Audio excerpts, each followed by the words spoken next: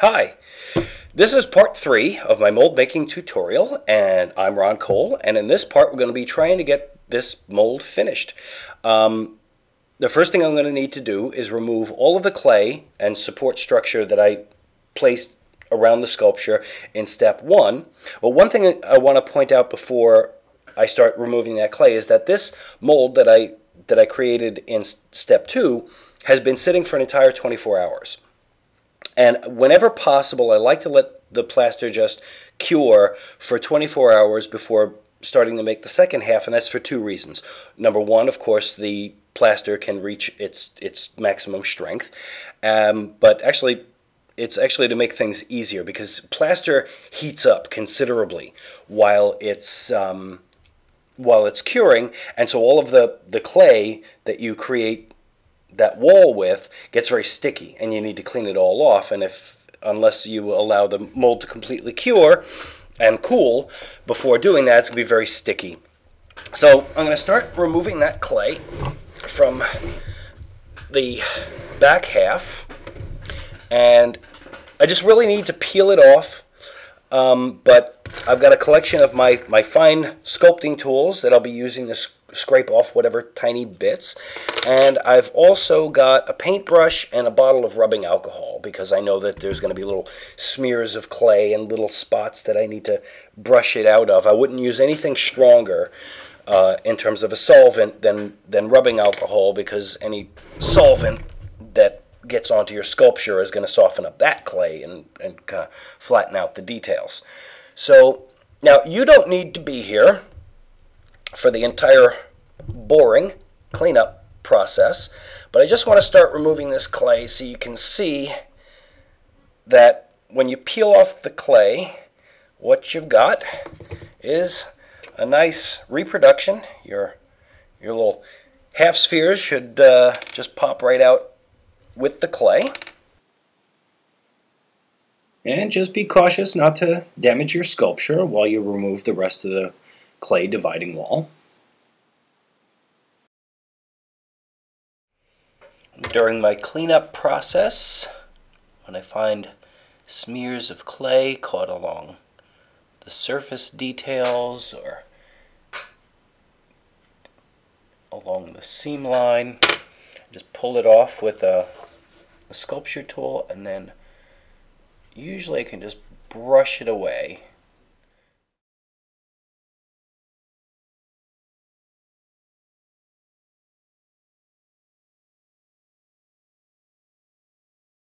Now, after having removed the clay, unfortunately, I've discovered that I've accidentally trapped some air pockets where I don't want them, but that's almost a good thing for you, so you can see how to deal with that if you get them.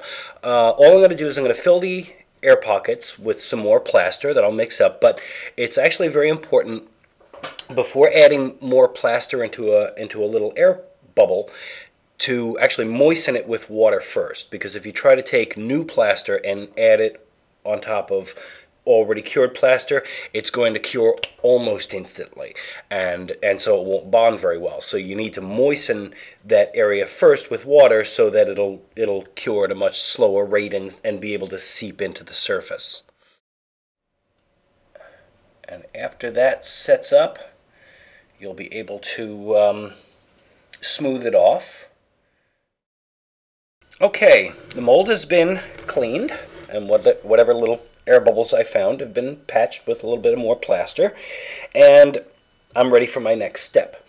And my next step is to take some more thin sheets of clean clay. These, you might notice, I've angled on this edge, and that edge will be pointed in toward the sculpture. I'm going to add a thin line of clean clay all the way around the outer perimeter of the mold, leaving about a ½ inch of space between this new line of clean clay and the sculpture. And I'll secure that, and also I'll make sure never to cover up any of these impressions left by the half rounds. Those are called mold keys, by the way, so if you ever hear that term, mold keys, that's what it means. And here's what that completed clay barrier looks like. I can spin it around here a little bit for you to give you a better look at the dimensions of it. And once again, I've avoided covering up any of my little mold keys.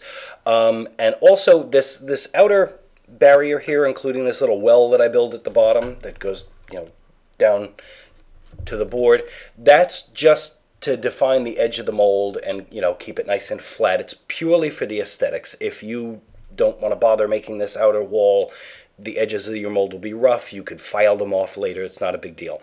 The last thing that I'll need to do before mixing up plaster to do my next layer is to take some petroleum jelly, and I need to cover up every bit of the exposed plaster in here.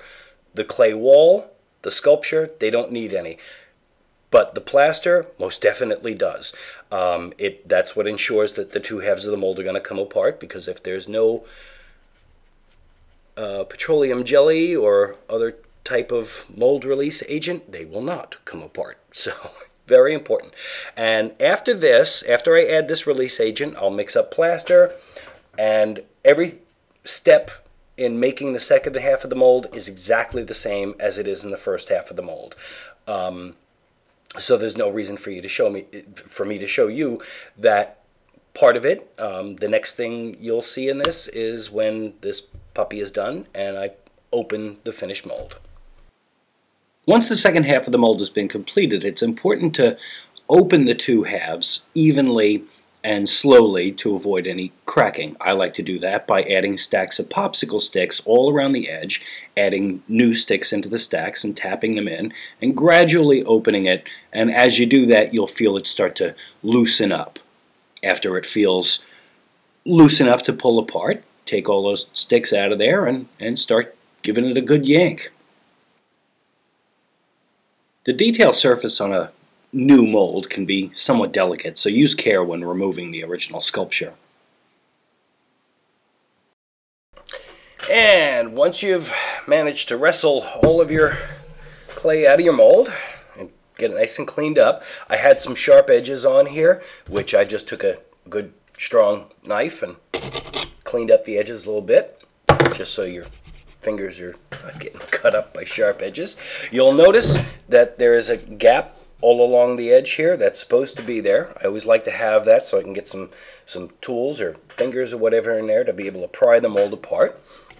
And if we can take a look at the inside, the most important part of your mold, you can see I'm really happy with the way this came out. I got nice reproduction on the detail, not too many little air bubbles. Something I also should have mentioned earlier is that when you need to fill little air bubbles that you might get in your mold, 5-minute liquid 5-minute epoxy resin or 20-minute epoxy resin dropped into the holes, that works really well too, because that adheres really well to the plaster surface and doesn't interfere with anything that you might cast into the mold.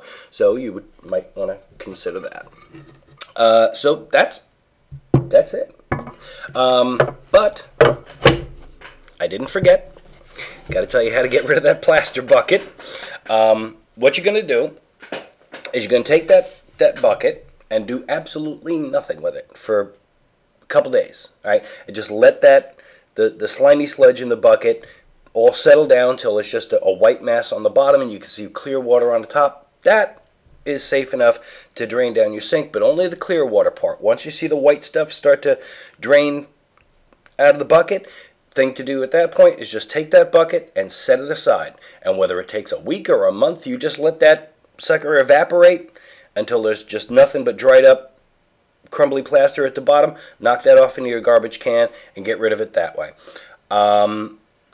And other than that, I think we are done here. So I hope the tutorial was helpful, and happy mold making in your future, and cheers.